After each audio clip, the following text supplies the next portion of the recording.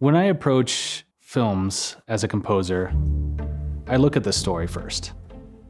When I think of ski movies, I think of the needle drop type of movie where you have just like bombastic, rock songs one after the other. But when I saw Full Circle, this was a very human story. It's a very emotional story.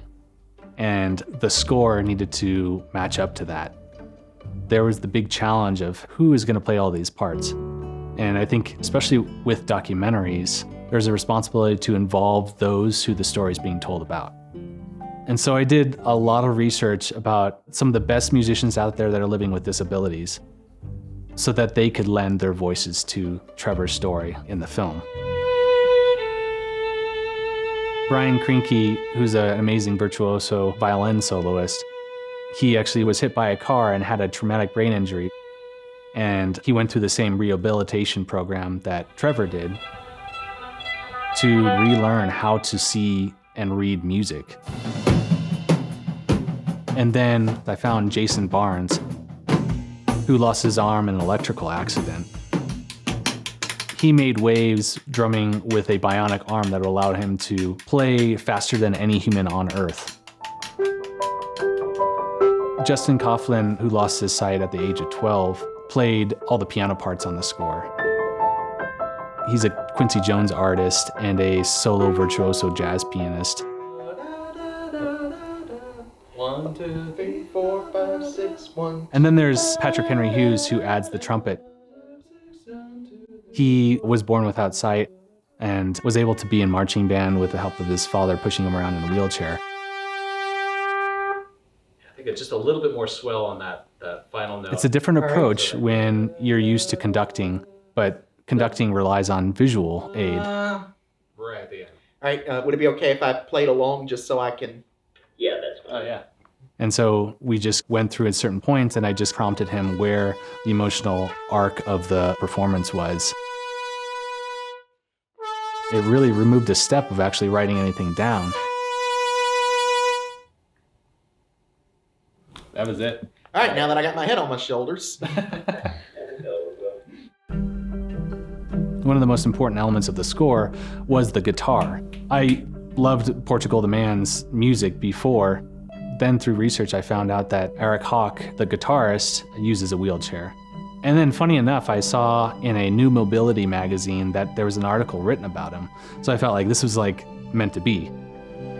The unique challenge for Full Circle is there's these two stories that happen throughout the film. And they're in two different times. So how do you find a different instrument palette for each one to differentiate them? And then as the film progresses, how do you combine them? Because their stories start to intertwine. You have Barry Corbett, this 1970s mountain man, skier, pioneering the sport, who had this more acoustic sound, very like down-to-earth sound. And then you jump over to Trevor, who represents the new wave, having more of an electronic sound and kind of an edgier vibe, distorted guitars.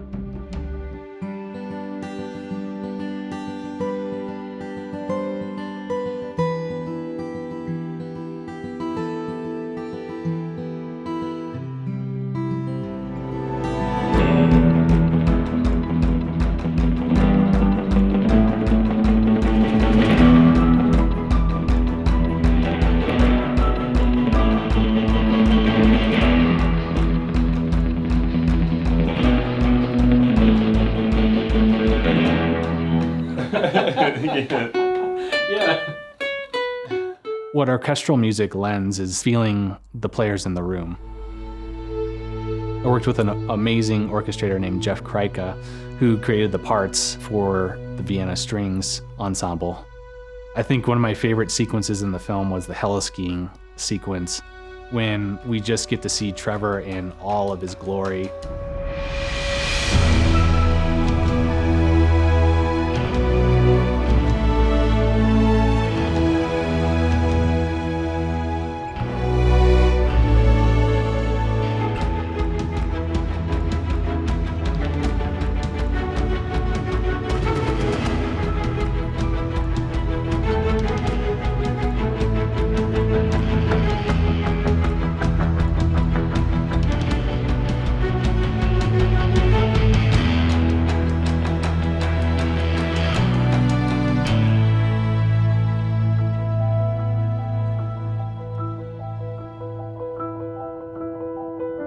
lot of the times I feel like the story behind the music is as important as the story in the film.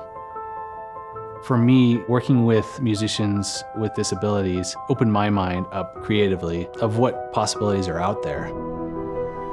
At the very end of the film, Barry says, "Take the money and run," this carpe diem feeling.